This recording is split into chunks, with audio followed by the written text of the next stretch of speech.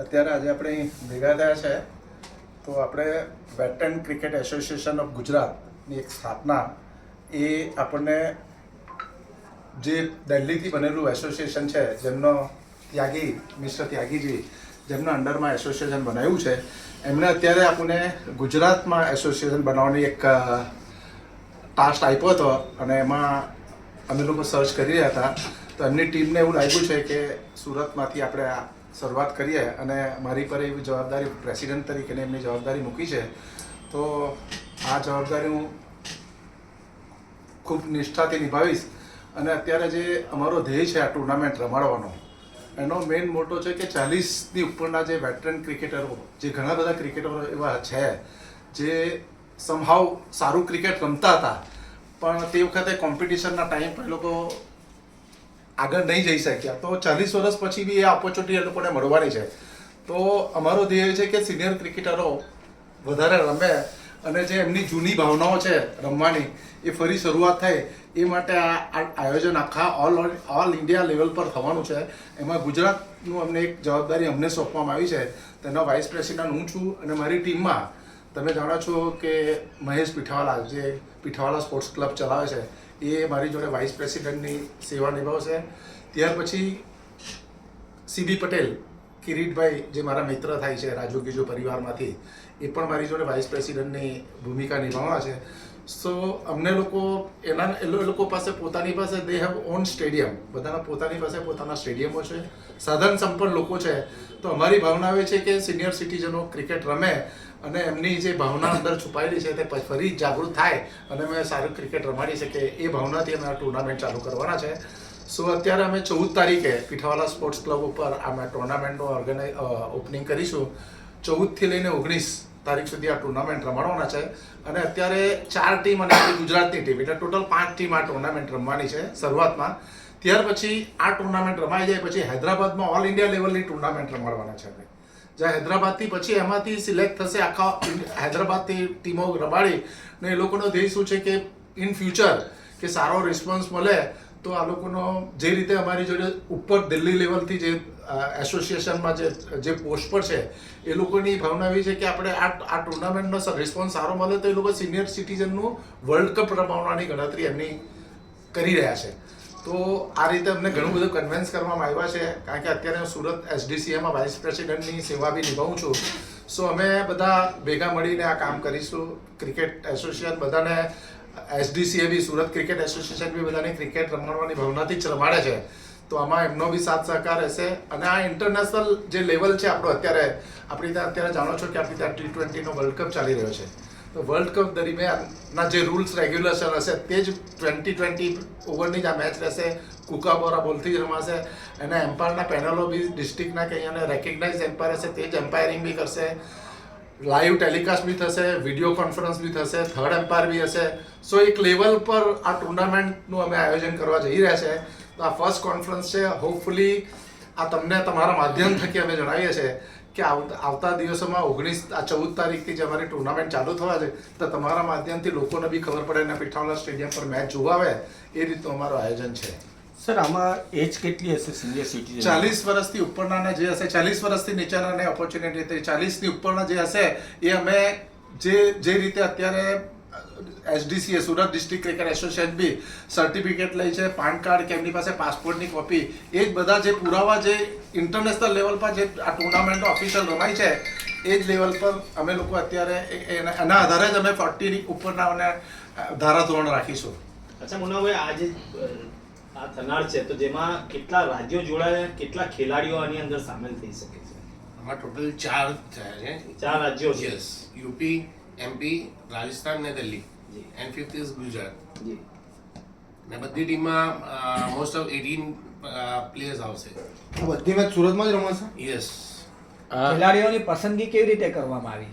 આ ખેલાડીઓની અત્યારે જે પસંદગી છે એ એક લેવલ પર જે ક્રિકેટો રમાયેલા છે આમાં હેમંતભાઈ મુન્નાભાઈ નલિનજી વિનીતજી એ લોકો લોકલ ટુર્નામેન્ટો અત્યારે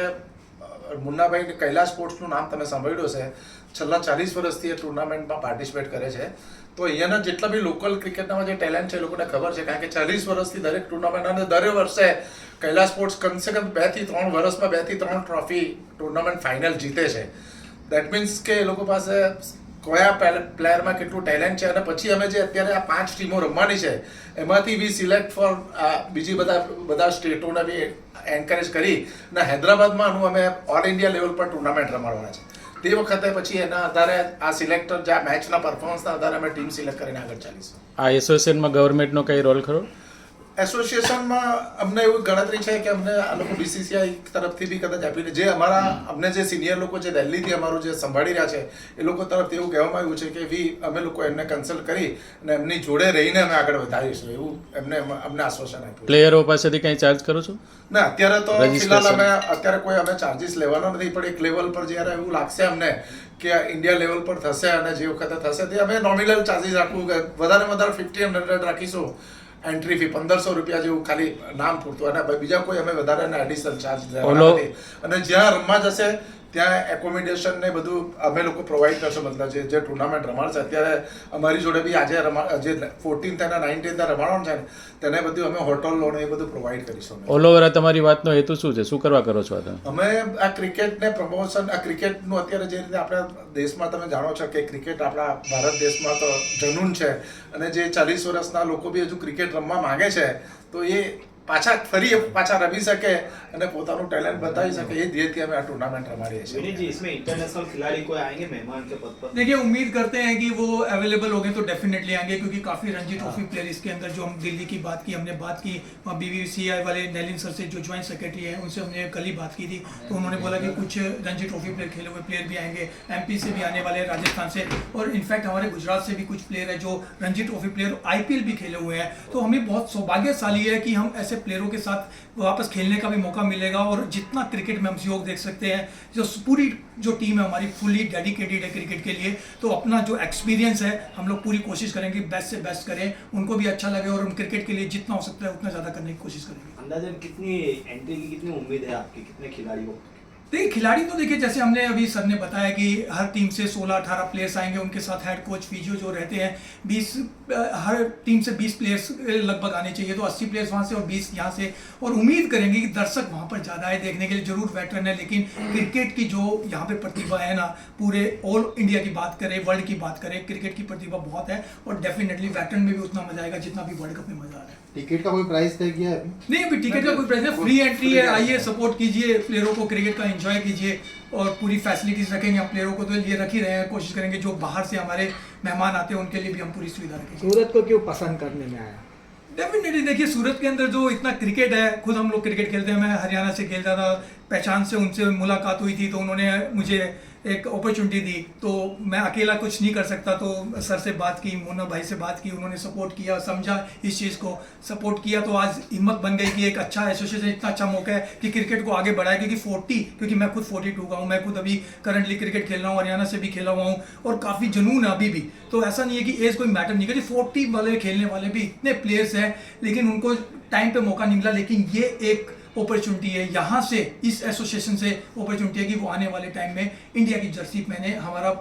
पूरी कोशिश करेंगे कि वो इंडिया लेवल पे भी हम वर्ल्ड कप कराएं और इंडिया की जर्सी पहने यहाँ से. विनर टीम को कोई इनाम वगैरह? अभी तक तो इनाम कुछ नहीं है, क्योंकि अभी देखिए खुद एसोसिएशन हम लोग कर रहे हैं कि अच्छी फैसिलिटीज कर रहे हैं, फर्स्ट टाइम कर रहे हैं, और होप सो सबका सहयोग, सबका साथ ऐसे रहा तो डेफिनेटली हम लोग उनके लिए प्राइज भी रखेंगे. कितने दिन की टूर्नामेंट है ये? अभी 6 दिन की टूर्नामेंट है, जो हमारा स्टार्ट होगा 14 तारीख से, और 19 तारीख को फाइनल, 14 को ओपनिंग सेरेमनी का प्रोग्राम है, और 19 को हम लोग फाइनल मैच है. चलो बाइट कर लो भाई. और दूसरा ये टूर्नामेंट में डेफिनेटली आपने जैसे बताया कि भाई प्राइज है, तो हम लोग डेफिनेटली हमारे लिए फर्स्ट इवेंट है, तो हम लोग बेस्ट से बेस्ट करने की कोशिश करेंगे, उसमें प्राइजेस भी अच्छा, मतलब जो भी सील्ड वगैरह जो भी है, ताकि उनको लगे कि भाई एक टूर्नामेंट का एक लेवल है. सो आजकल जैसा आप जानते हैं कि जैसा क्रिकेट में सब कुछ बहुत आसानी से होता नहीं है, तो इस सब चीज़ को भी हमको भी ध्यान रखना पड़ेगा. अगर हमको एक लेवल पे लेके जाना है टूर्नामेंट को, तो डेफिनेटली जो आपका क्वेश्चन जायज़ था कि भाई आपको प्लेयर्स को क्या देने वाला है, that we will take care of him. सबका हम लोग ख्याल रखेंगे और बेस्ट से बेस्ट टूर्नामेंट खिलाने की कोशिश करेंगे. Thank you very much. Thank you.